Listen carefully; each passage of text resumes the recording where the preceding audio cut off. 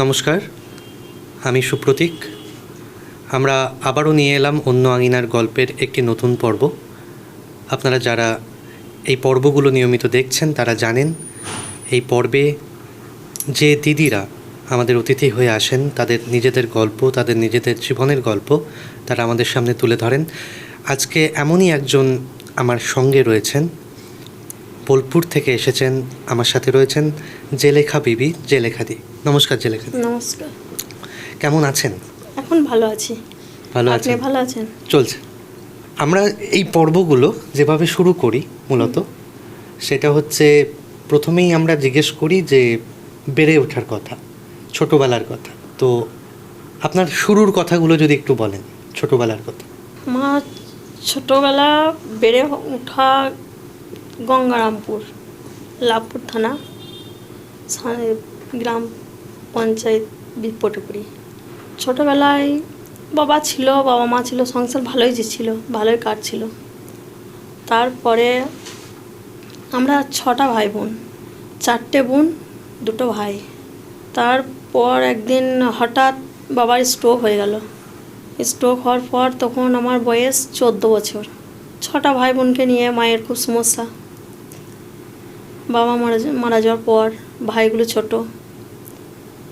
তারপর আমার ছোট মাসি একটা বোলপুরে আমার বিয়ে ঠিক করলো, শ্রীনিকেতনে। তখন আমার বয়স 15 বছর। 15 বছরের মধ্যেই আমার বিয়ে। মা কাজকর্ম করে আর করে কোনো রকম ভাই বোনদেরকে নিয়ে 3টা চালাই। আর 2টো বোনও ছিল বাড়িতে, তারাও ছোট থেকে কাঁথা স্টিচের কাজ করতো। আমার বিয়ে হওয়ার পর 1.5 বছর পর মেজু বোনটার বিয়ে হলো আমার দেওরের সঙ্গে, নিয়ে থাকলো। তারপর আমার যখন 4 বছর বিয়ে হওয়া, 5 বছর, তারপর মায়ের ব্লাড ক্যান্সার, মাও মারা গেল। তখন আর 2টো বোন আর ভাই 2টো ছোট, তখন আমার কাছে। হ্যাঁ, আবার বিয়ে হওয়ার পর যখন শ্বশুর বাড়িতে, তখন নিজের শাশুড়ি মা যে ছিলেন সে মারা গেছেন। শ্বশুরমশাই 2য় বিয়ে করেছেন, তারও 4টে বাচ্চা। সে আবার খ্যাপা, ওরও বাচ্চাগুলোকে সে আমাকেই মানুষ করতে হলো। আমি নিজেও তখন ছোট, আর 2 দিককার, এদিকে ভাই বোন, এদিকে স্বামীর ভাই বোন, সবাইকে মানুষ করতে হলো। তারপর আবার পরপর 2টো বোন উঠে গেল, তাদেরও বিয়ে আমিই দিলাম, লাভপুরেই দিলাম। তাদের বিয়ে হলো। এবার ভাই 2টো ছোট, ভাই 2টোকেও মানুষ করলাম। তারপর আস্তে আস্তে ভাই 2টো বড়ো হলো, নিজেরও বাচ্চা হলো। তারপরে এদিকে শ্বশুরের ওইগুলো, ওদেরকেও মানুষ করার পর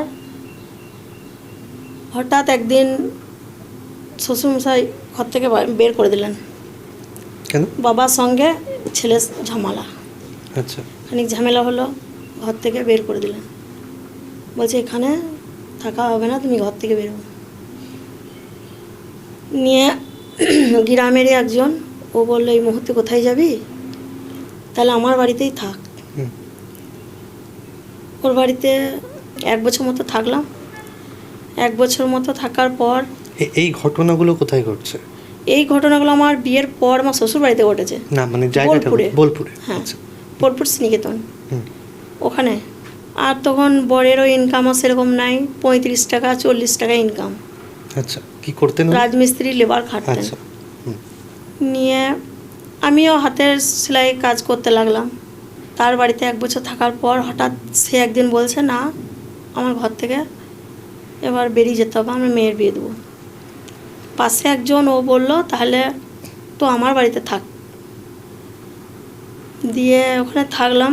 থেকে ইমসে গ্রুপ ওখানে আমাদের ছিল, নিয়ে ওখানে একটা কাকি শাশুড়ি হয়, ও বললো এক কাজ কর, একজন একটা বাড়ির জায়গা বিক্রি করবে বলছে 1.5 কাঠা মতো, তাহলে তুই ওই জায়গাটা কিনে নে। টাকা কোথায় পাবো? বলছে তুই ইমসে ঢুকে যা। ইমসে গ্রুপে ঢুকলাম। আচ্ছা, ইমসে গ্রুপটার ব্যাপারে একটু বলুন। এমসি গ্রুপটা ওখানে ছিল আমার বিয়ের আগে থেকে, হুম। অনেক দিন থেকেই ছিল।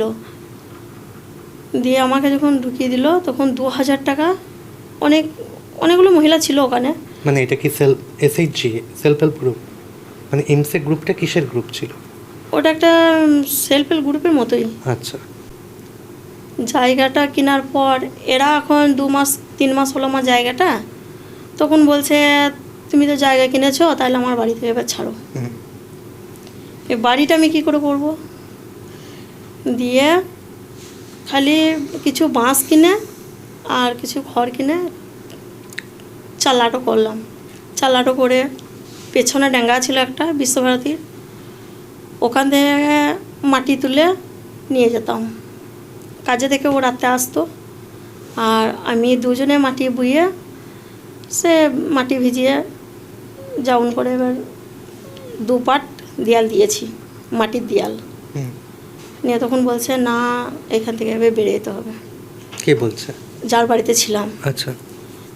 আমার জামাই মেয়ে আসবে, এবার বাড়ি থেকে বেরিয়ে যেতে হবে। হুম। ঠিক আছে। যে 2 পাট দেয়াল দেওয়া ছিল, তার মধ্যে এমনি সেই চটের বস্তা ছিল, হুম। ওই বস্তা কিছু কিনে নিয়ে এসে চারিদিক ঘেরা দিলাম। দিয়ে ওইখানে থাকতে লাগলাম, ফাঁকাই ঘর, ওইখানে থাকতে লাগলাম। তারপর আস্তে আস্তে দেয়ালটা উঠলো। তারপরে ভাই দুটো আমার কাছে থাকতে লাগলো। ভাই দুটো খানিক বড় হলো, ওই 12-13 বছর হলো, আর ওরাও তখন কাজ করতে লাগলো। আচ্ছা। তারপর থেকে বেশ ঘরটা করলাম, করে আবার একজন তখন বলল একটা বাড়ি, যে বাড়িতে এখন আপাতত আমি আছি, ওই বাড়িটা বললো আমি বিক্রি করব। তা বাড়িটার দাম হচ্ছে 30,000 টাকা। 3 কাঠা জায়গা আছে আর একটা মাটির বাড়ি আছে। দিয়ে ওই জায়গাটা তখন আমি 30,000 টাকায় কিনে নিলাম। কিনে নিলাম। কেনার পর তখন আমার বড় বাইরে গেল, আর ছেলেটাকে পড়াইতে লাগলাম। ছেলেটা স্কুল যেতে লাগলো, কিন্তু ভাই দুটোকে আমি সেই মুহূর্তে পড়াইতে পারি নাই। ভাই দুটো ইনকাম করতে লাগলো। নিয়ে ওই জায়গাটা নেওয়ার পর 2-4 বছর পরই আবার আমি বাড়িটা করলাম। বাড়িটা করে এবার ভাইগুলো বড় হলো, তাদেরও বিয়ে দিতে হবে। একটা ভাইয়ের বিয়ে দিলাম, এখন আপাতত ওই বাড়িতেই আছে। ওই বাড়িতে থাকার পর ছোটো ভাইটা নিজেই বিয়ে করলো, নিজে বিয়ে করে শ্বশুর বাড়িতে থেকে গেল। আচ্ছা। ভাইটা শ্বশুর বাড়িতে থেকে গেল। নিয়ে শ্বশুর বাড়িতে থাকার পর 3 বছর থাকলো। 3 বছর থাকার পর ও মাঠে নিজেই জায়গা কিনলো। আমি ওকে আবার 1 লাখ টাকা হেল্প করলাম, জায়গা কিনলো। জায়গা কিনে এখন থাকার মতন আপাতত একটা বাড়ি করেছে। ছোটো ভাইটা ওখান থেকে গেল, বড়ো ভাইটার বিয়ে আমি দেখে দিলাম। বড়ো ভাইটা এখন বাড়িতে। এবার তার জন্যেই এক জায়গাতে আবার 2.5 লাখ টাকা দিয়ে একটা জায়গা কেনা হলো। ওই ভাই এই 2.5 লাখ টাকা তো অনেক টাকা। এটা কি করে জোগাড় হলো সে সময়? এটা জোগাড় হলো বলতে আমার বর গেল বাইরে, ছেলেটা আচ্ছা। বড় হয়ে গেল, আচ্ছা। ছেলেটাও বাইরে টাইসের কাজ করতে আচ্ছা, লাগলো। আচ্ছা, এবার শ্বশুর এবার এখন তার 2-4 বছর পরে এখন আমার সঙ্গে আবার মেল করতে এলো মানে ওই যে শ্বশুর মশাই তাড়িয়ে দিয়েছিল? বের করে দিয়েছিল। আচ্ছা। সে তখন বলছে আমার ছেলে মেয়েদের বিয়ে কে দেবে, আচ্ছা। তুমি এবার আমার ছেলে মেয়েদের বিয়ের ব্যবস্থা করো। আচ্ছা, আপনাকে বলছে? আমাকে বলছে। ওর একটা ছেলে বড় হলো। হুম। দিয়ে আমার বর বলছে আমি তো যাবো না, আমাকে বের যখন করে দিয়েছো, আমার বাচ্চাটা তখন 6 মাস, আর আমি লোকের দৌড় বেরিয়েছি, আমি তো আর ওই ঘর ঢুকবো না। দিয়ে বললো, এবার আমাকে এসে বলছে বোমা তুমি তো বুঝতেই পারছো রাগের মুখে এরকম হয়ে গিয়েছে, আর তুমি ছাড়া কে পাশে থাকবে। বড়ো ভাসুটা বিয়ে করেছে, ও বউটা তো করে না। দিয়ে আমি আবার কি করলাম, ওই দেওরটার বিয়ে দিলাম। তারপরে একটা ননদ, তাকেও ওর মাটা মারা গেল, তাকে নিয়ে তাকেও ইলেম বাজারে বিয়ে দিলাম। তার বাচ্চা হলো, বাচ্চা দেখাশোনা বিয়েতে যা কিছু লাগে বিয়েতে দিয়ে বিদায় করলাম। আমার শ্বশুরের এখন হাতে একটা টিউমার হলো। এবার এটা আমাকে কে দেখাবে? আমি বলছি তোমার আরও ছেলে আছে তো, তাদেরকে বলো। আমাকে তো তুমি ঘরের জায়গাও দাও নাই, আর আমাকে অনেক কষ্ট তুমি দিয়েছো, কিন্তু কোথাও তোমার একটুকু আশীর্বাদ ছিল আমার উপরে, তার জন্য আমি এগুলো করতে পেরেছি। আর অনেক কষ্টের মাঝেও আজকে ওপরওয়ালা আমাকে অনেক কিছুই দিয়েছে। তা আমি, তোমার টিউমার হয়েছে, আমি কি করব? বলছে বৌমা আমাকে ক্ষমা করে দাও, আমার এই হার্টটা তুমি ছাড়া কেউ আমাকে উদ্ধার করবে না। তাকে নিয়ে গিয়ে আবার হার্টটাকে অপারেশন করে নিয়ে এলাম। এখন আমার কাছেই থাকে। এখন আমি শাশুড়ি মা মারা যাওয়ার পর ননদের বিয়ে দিয়ে দিয়েছি। এখন বলছে ঘর যেটুকুই আছে, যা আছে সমান করে তুমি ভাগ করো, তোমার ভাগ তুমি এবার বুঝে নাও। এবার ভাসুর ও বের করে দিয়েছিল, নিয়ে ভাসুরটা এখন বলছে তোমার যে অংশটা সেটা তুমি আমাকে দিয়ে দাও, আমার কাছ থেকে তুমি পয়সা নিয়ে নাও। আমার ছেলে আর আমার বর বলছে আমি সেটা করব না। এই জায়গাতে আমার মা প্রথম ঢুকেছিল, তাহলে আমাকে সেই মুহূর্তে আমার মাকে বের করে দেওয়া হয়েছিল। অনেক কষ্ট আমার মাও করেছে, আমার বাবাও করেছে। আর আজকে তোমরা নিজের সুবিধার জন্যে আমাদেরকে বলছো পয়সা নিয়ে জায়গাটা নাও। আজকে আমার খুবই দরকার নাই যে আমাকে পয়সাটা নিয়ে আমাকে জায়গাটা দিতে হবে, আমার জায়গা আমার পড়ে থাক, এইখানে দরকার পড়লে আবার আমি বাড়ি করব। নিয়ে আমি এখন ছেলেকে বুঝাইছি যে না, ছেড়ে দাও, তোমার বাস করার মতন অনেকটাই আছে, ওদের অল্প আছে, ওরা এখন লেখ। কিন্তু আমার ছেলে এখন রাজি হচ্ছে না। ছেলে বড় হয়ে যাচ্ছে, ছেলে ও নিজে পড়াশোনা জানে। ও বলছে মা তোমার যে তোমাকে কষ্ট দিয়েছে, অপমান করেছে, সেই অপমানের বদলা আজকে আমি নেবো। আমি বলছি না, মানুষ যদি সে ভুল করেছে বলে তার সাথে কি আমি ভুল করব? আমি এটা কোনো মতেই করব না। তারপরে এই সেলফ হেল্প গ্রুপ নিয়ে এখন মানুষের পাড়াতে যদি কারোর আপদ বিপদ ছুটে আসে, সেগুলোকে নিয়ে হসপিটাল, কারোর যদি ব্লাড লাগে হয়তো সে ব্যবস্থাটাও করি। তারপরে দুজন আমারই বাড়িতে অ্যাক্সিডেন্ট হলো, আমার পিসির শাশুড়ির ছেলে আর বৌমা, তাদের এমন অবস্থা, এই 2 বছর হলো দুজনেতেই অ্যাক্সিডেন্ট হলো।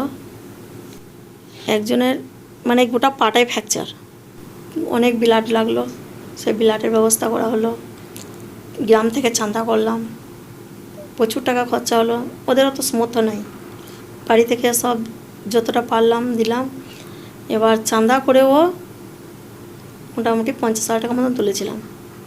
আবার বাইরে যে আমার ছেলে কাজ করছে, ওখানে আমার ছেলের কাছে এখন 30-40 জন মতো কাজ করে। ও এবার গ্রামে যদি কারো কোনো অসুবিধা হয়, দায় বিপদ, কেউ মেয়ের বিয়ে দিতে পারছে না, আমাদের যে মসজিদ আছে, মসজিদের কাজ, ওখানে আমার ছেলে বলেছে মা এই অসুবিধাগুলো যদি কারোর হয় তুমি আমাকে বলবে। এবার এরকম ছোটোখাটো অসুবিধা যখনই আমি সমস্যায় পড়ি বা কারোর দেখি কোনো অসুবিধা, তখনই আমার ছেলেকে ফোন করি। ও কি করে ওইখানে সব যেখানে 30-40টা ছেলে আছে, 50টা মতো, সবারই কাছ থেকে 2,000 টাকা করে, 200 টাকা করে তুলে। ওইখানে 200 টাকা করে তুলে, 200 টাকা করে তুলে সেখানে হয় 10,000 হলো কি 5,000 হলো। আর ওর যে কন্ট্রাক্টর আছে, ইঞ্জিনিয়ার আছে, ওর কাছ থেকে ও 10,000 টাকা করে ধরা আছে। আচ্ছা। তা এইসব ব্যাপারে যদি কারো মেয়ের বিয়ে হলো না, অসুবিধায় পড়লো, তখন ওখান থেকে 10,000 টাকা ওর কাছ থেকে নিয়ে এদিকে 10-20 হাজার টাকা তুলে সেখানে আমার ছেলে এই সাহায্যটা করে। এবার আমি যখনই বলি কোনো ব্যাপারে, সেগুলো এই সহযোগিতাগুলো করে যায়। আর পাড়ার কয়েকটা এইভাবে করেওছি, আর আশা করি যে এইভাবেই মানুষের পাশে থাকতে চাই। ঠিক ঠিক। আচ্ছা, আমি এইখানেই আপনাকে একটু থামাবো। সেটা হচ্ছে এতক্ষণ যে আপনি আপনার জীবনের কথা বললেন, যে গল্পগুলো বললেন, গল্প নয়, সবই সত্যি, সবই সত্যি। একেবারে শূন্য থেকে শুরু, জীবনে অপমান, বঞ্চনা, তাড়িয়ে দেওয়া, তারপর আজকে আপনি এখানে আছেন। তো এত ঝড় ঝঞ্ঝা ঝামেলা এসবের মধ্যে পড়াশোনার সুযোগ হয়তো হয়নি না। এবং এটাই আমি জিজ্ঞেস করতে চাইছি যে একজন মহিলা হিসেবে সে সময় আপনাদের সমাজে বা আপনাদের পাড়ায় ওই অঞ্চলে মেয়েরা পড়াশোনার দিকটা, শিক্ষার দিকটা তারা কতটা এগিয়ে ছিল? তখন শিক্ষার ব্যাপারটা অতটা ছিল না। না। আচ্ছা, এখন কি সেটা বদলেছে? হ্যাঁ, এখন মানুষ অনেক সচেতন হয়েছে। আর এখন মেয়েরাও পড়াতে, স্কুল বা বাড়ির তাদের গার্জেনরাও এটাই বলছে যে আমরা হয়তো সুযোগ পাই নাই বা আমাদের এতে তখন এত চাপ বাবা মাও দেয় নাই যে না তোমাকে স্কুল যেতে হবে, পড়াশোনা করতে হবে। তা আমরা যে ভুলটা করেছি বা আমাদের বাবা মারা করেছে সেই ভুলটা এখন আমরা করতে চাই না। আমরা মানে- চেষ্টা করব ছেলে হ্যাঁ। মেয়েদেরকে মানে স্কুলে পাঠাতে। মা বাবা যদি পড়াশোনা না করে থাকেন, সবসময় তারা পরবর্তী প্রজন্ম যেন পড়াশোনা শেখে, পড়াশোনা করে, এই চেষ্টাটা তারা করেন। হুম। আচ্ছা, আপনার মানে আপনি যে কথাগুলো আমাকে এক্ষুনি বললেন, যে শেষের দিকে যে বললেন যে যতটা সামর্থ্য অনুযায়ী আপনি পাড়ার লোক যাদের আপদ বিপদ হচ্ছে, যাদের সাহায্য দরকার হচ্ছে, তাদের পাশে দাঁড়ানোর চেষ্টা করেন। তার জন্য তো একটা শিক্ষার প্রয়োজন হয়, সেটা তো পুঁথিগত বা বইপত্র পড়ে হয় না। না। এই শক্তিটা, এই চেতনাটা কি করে জন্মালো? এই চেতনাটা জন্মানোর কাজ বা কথা একটাই, যে আমার মা যখন অসুস্থ ছিলেন, আমারও হয়তো অতটা বুদ্ধি ছিল না। আর তখন আমি ডাক্তারখানা হ্যান ত্যান এসব আমি নিজেও বুঝতাম না। আর আমি জানতামও না যে আমার মাকে হয়তো বর্ধমান নিয়ে গেলে কি পিজি নিয়ে গেলে আমার মা সুস্থ হয়ে যাবে। কেন ওই রকম যখন আমার মায়ের শুরু থেকে যে অসুখটা হয়েছিল, তা ওই পেশেন্ট এখন তো অনেকই ভালো হচ্ছে। তা আমার মা পয়সারও অভাব ছিল, মানুষেরও অভাব ছিল। হুম। হ্যাঁ, তাই এই আঘাতগুলো পেতে পেতে আমি পড়াশোনা করি নাই, কিন্তু এখান থেকে আমার মনে হয় যে আমি এই অসহায় যারা হবে তার পাশে আমি যতটা পারবো আমি দাঁড়াবো। আচ্ছা। এবার একজন আমার ওখানেই, আমার যে বছর বিয়ে হয় সেই বছরে একটা মহিলা গলাতে মানে কী যে হয়েছিল বলতে পারছি না, তা বর্ধমান ওকে নিয়ে এসেছিলো। তো বর্ধমানে ওকে বলেছিল যে পিজি নিয়ে যেতে হবে। আচ্ছা। পিজিতে গেলে এটা একটা মাইক্রো সার্জারি অপারেশন হবে, ও মানে খেতে পারবে। ও খেতে খাওয়ার মানে প্রচণ্ড ওর অসুবিধা হতো। এইটুকু খাবার নিত, অনেকক্ষণ পর এক হাতে জল থাকতো, সেই জলটা নিয়ে একটা ঢাকার উঠতো, তার মাধ্যমে খাবারটা ওর পাস হতো। দিয়ে ওইটা তখন শুনেছিলাম। এবার ওটা শুনেছি, শোনার পর ওটাই লকডাউনের আগে ওই মহিলাটাকে আমি পিজি নিয়ে এসেছিলাম। আমার দাদা এসেছিলো, আমার দাদার ছেলেটাকে নিয়ে এসেছিলো। আমার দাদা এবার আমাকে বললো তুই তো গ্যাস হ্যান ত্যান করছিস, তো তোকে একবার দেখাবো চো। আমার দাদা কিন্তু এখানে আমাকে দেখাইতে নিয়ে এলো পিজিতে। দিয়ে আমি মানে ওখানে দেখলাম যে না গলার এরকম চিকিৎসা হচ্ছে আর হচ্ছে। দিয়ে আমি ওকে মাসি বলতাম। দিয়ে ওই মাসিটাকে বললাম তুমি আমার সাথে একবার যাবে। বলছে কোথায়? আমার পিজি। দিয়ে বললো আমার ভালো হবে। আমি বললাম হ্যাঁ তুমি তো আজকে 20-22 বছর দেখাইছো, তো ওইখানে একবার চলো। তো ওকে আমি নিয়ে এলাম সঙ্গে করে। আচ্ছা জেলেখাদি, একজন মহিলা হিসেবে আপনার জীবনে, একজন মহিলা হিসেবে আপনি এরকম কোনো ঘটনা মনে করতে পারেন যেখানে শুধুমাত্র আপনি মহিলার জন্য আপনাকে বঞ্চনা করা হচ্ছে বা অপমান করা হচ্ছে? এটাও হয়েছে আমার জীবনে। মানে এটা কি বলা যায়? বলা যায় বলতে, আমি এখন 10টা মেয়ে নিয়ে আমি একটা গ্রুপ করেছিলাম। আচ্ছা। 10টা মেয়ে নিয়ে আমি একটা গ্রুপ করেছিলাম। এবার সিউড়িতে ডিআইসি অফিসে বলেছিল সেই মানে সেলফ হেল্প গ্রুপ করলে বাইরে যাওয়ার জন্যে আর এর জন্যে মানে মেলা খেলা স্টল ফল দেবে আর করবে কাঁথা স্টিচের কাজের জন্যে। ওখানে একটা 2.5 লাখ টাকা করে লোন দিয়ে 30,000 টাকা সাবসিডি ছিল লাখে। আচ্ছা। তা আমি 10টা মেয়ে নিয়ে ওই কাজটা করতে গিয়েছিলাম। আর সুরুলের মানে পুনতি বলে একটা সোসাইটি ছিল, ও গিয়েছিল আমার সঙ্গে। ও নিয়ে বললো জেলেখা চো তোকে আমি যোগাযোগ করে দিই, তা কিছু মেয়ে যদি কোনো সুযোগ পাই আর তুইও তো মানে এই চেষ্টাগুলো করিস তো চল। ও গিয়েছিল। আর বোলপুরের একটা ছেলে গিয়েছিল। বোলপুরের একটা ছেলে গিয়েছিল, মানে আমাদের পাড়াতে ও ছেলের সবারই উপকার করতো। তো ওকে আমি নিয়ে গিয়েছিলাম। দিয়ে বললাম যে ফর্ম ফিল আপ করতে হবে, লেখালেখির ব্যাপার আছে, তা তুমি আমাদেরকে এখানে হেল্প করবে। আমরা 10টা মেয়েই গিয়েছিলাম। আমার গ্রামেই ছিল কিছু শত্রু আমার, সে এখন গ্রামে শত্রু? শত্রু, আচ্ছা শত্রু বলতে তার একটা কিছু রাগ ছিল আমার উপরে। আচ্ছা আচ্ছা আচ্ছা। একটা ছেলে, সে এখন গোটা গ্রামে আউট করে দিল। বোলপুরের ওই ছেলেটাকে নিয়ে ও চলে গিয়েছে আমার জন্য। আমার সঙ্গে যে আরও 10টা মেয়ে গিয়েছে তাদের কথার উল্লেখ হয় তাদের নাই। কথা উল্লেখ করেনি। ওই ছেলেটাকে নিয়ে ও চলে গেছে কোথাও। দিয়ে ওখান থেকে ফিরলাম, ফিরে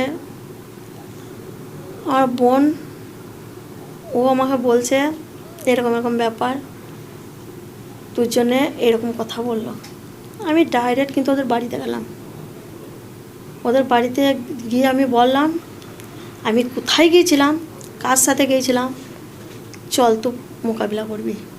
আমার বর আজকে বাড়িতে নাই, সে তো আমাকে নাও নিতে পারে। তুই এত বড় যে তোর নামটা আমার দিছিস, আমাকে তো সে আজকে নাও নিতে পারে। নিয়ে তখন অনেক লোক জড়ো হয়ে গেল, তারাও বসলো। আমার সঙ্গে যে 10টা মেয়ে গিয়েছিল, এটা তো কতদিন আগের কথা? এটা হলো আজকে মানে 2012 কথা এটা। আচ্ছা সেই মেয়ে 10টা ওরা বলল যে একে নিয়ে যেখানে যেতাম আমরা সেইখানে যাব, আমরা কিন্তু ইয়ার পাশে থাকবো, সেখানে আমরা সব আছি, আর তুই শুধু শুধু মেয়েটার জন্যে দুর্নাম কেনে দিলি। আর যে সুইসাইডের থেকে ওই মহিলাটা গিয়েছিল, ও ভালো করে মহিলা বেটা, ও যে আমার পাশে দাঁড়াইলো। দিয়ে এটা নিয়ে বিশাল একটা বাড়াবাড়ি হয়েছিল। দিয়ে ও তখন বললো হ্যাঁ ও এই কাজগুলো কেন করে বেড়াবে এই মেয়ে ছেলেগুলোকে নিয়ে, আর ও ওখানে বেশি বাড়াবাড়ি করছে, এই মেয়েদেরকে নিয়ে দল হ্যান ত্যান এরকম করতে কেন করবে। আচ্ছা। তখন আমার একটা আরও জিদ চেপে গেল, জি আমি এটা করছি তাহলে তোর অসুবিধার কোথায় হয়েছে, আমি আরও করবো, তো পারলে আমাকে আটকেলে। ওই জিদটা ওর ওপরে আমি করে তখন থেকে আমি মানে সেলফ হেল্প গ্রুপ থেকে, কাঁথা ট্রেনিং থেকে, তারপরে এই দলের যেখানে যেখানে ট্রেনিং থাকতো, সিউড়ি, বর্ধমান, এসব ব্যাপারে আমি ছুটে বেরিয়েছি। আচ্ছা, কাঁথা স্টিচের ট্রেনিংয়ের ব্যাপারে আমি একটু আসবো। এই ট্রেনিংয়ে মানে বর্তমান সময় মানে এখন এই কাঁথা স্টিচের ট্রেনিং তো হয়, হচ্ছে কতগুলো মেয়ে, কতজন মেয়ে শেখে তাও? এখন কাঁথা স্টিচের ট্রেনিং বলতে শুরু হলে আমাদের একটা এনজিও আছে, ওখানে বসে কাজ করাইছে। আচ্ছা ওখানে প্রায় 15-20টা মেয়ে কাজ করছে। ওখানে বাতিকের কাজও হয়, রঙের আচ্ছা এ কাজগুলো হয়, কাঁথা স্টিচেরও হয়। এখন ওখানে বসে 4000 টাকা মাইনে দিচ্ছে, আচ্ছা। 10:30টা থেকে 5:30।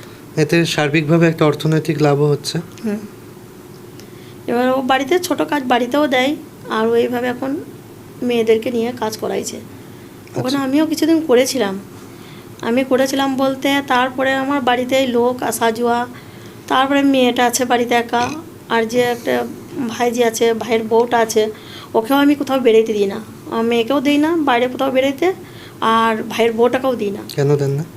আমি ওদের এখানে এই কারণেই দিই না, জি না, আমার বাবা মনে একজন ছিল, আমি যখন ওই 12 বছর বয়স, তখন আমাকে ঘর থেকে বেরোতে দিত না আমার বাবা, আর আমার মাকেও বেরোতে দিত না। আমার মা গ্রামেরই মেয়ে ছিল, তা গ্রামেরই মেয়ে ছিল, তা গ্রামের লোকে চিনতো না আমার মাকে, বেরোতো না জন্য। হ্যাঁ, ঘরের মধ্যেই মানে এমন বার দরজাতে আমার বাবা বেরোতে দিত না। নিয়ে আমার এই ভাইগুলো সেরকম হয়ে গেছে, যে আমার বাবা যখন আমার মাকে বেরোতে দিত না, তখন আমরাও আমার বউদেরকে বেরোতে দেবো না। আমাকে বলছে তাহলে দিদি তুমি আমার আব্বার কথাটাকে তুমি রাখবে, আর আমি যতদিন বেঁচে আছি আমি ততদিনই রাখবো। তা আমার ওই যে ঘরের সামনে আমার পুকুরটা আছে, পুকুরের পাড়ে একটা সাবমার্সিবল আছে, ওখানেও আমাদের বাড়ির বউটা ওখান পর্যন্ত যায় না জল আনতে, ওখানে আমি বাড়ি থেকে বেরিয়ে দিই না।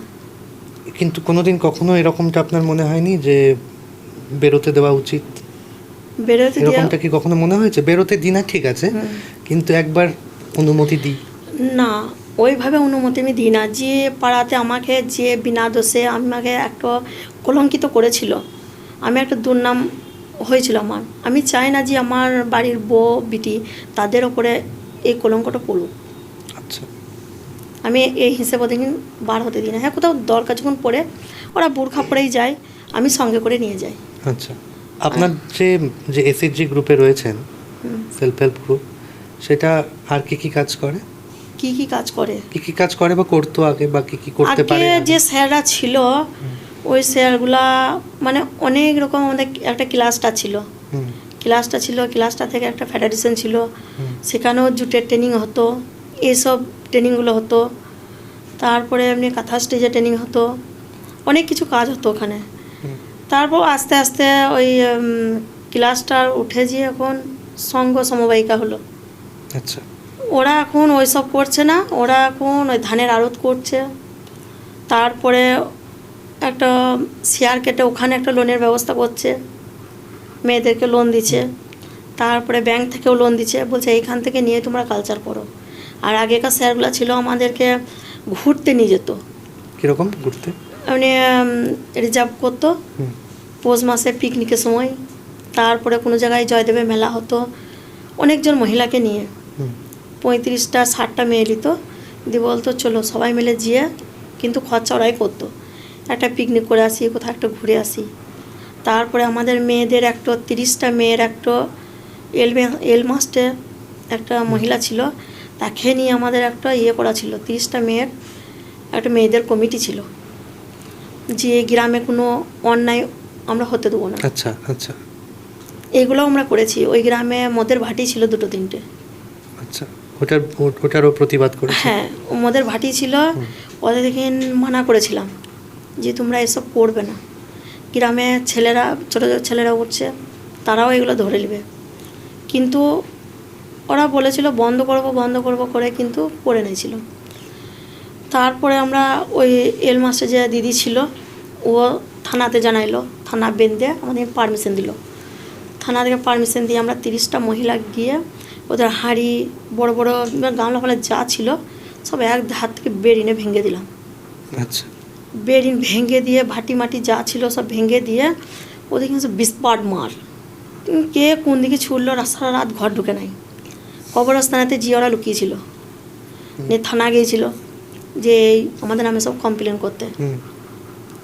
থানা গিয়েছিল, পুলিশ এলো, কমপ্লেন লাইনে পুলিশ এলো, আমাদের সামনে ডাকলো, গেলাম, দিয়ে তখন বললো যে এই কাজটা আপনারা খুব ভালো কাজ করেছেন।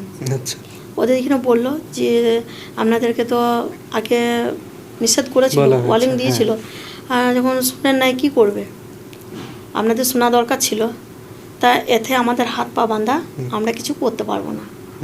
আর পুলিশদেরকে বলেছিলাম যে স্যার আপনারা যদি কিছু আমাদের অন্যায়, এটা যদি আমাদের অন্যায় ভেবে আমাদেরকে দোষী করেন বা কারোর ওপরে কেস ফেস করতে যান, তা আমরা এটা নিয়ে মিডিয়া করব।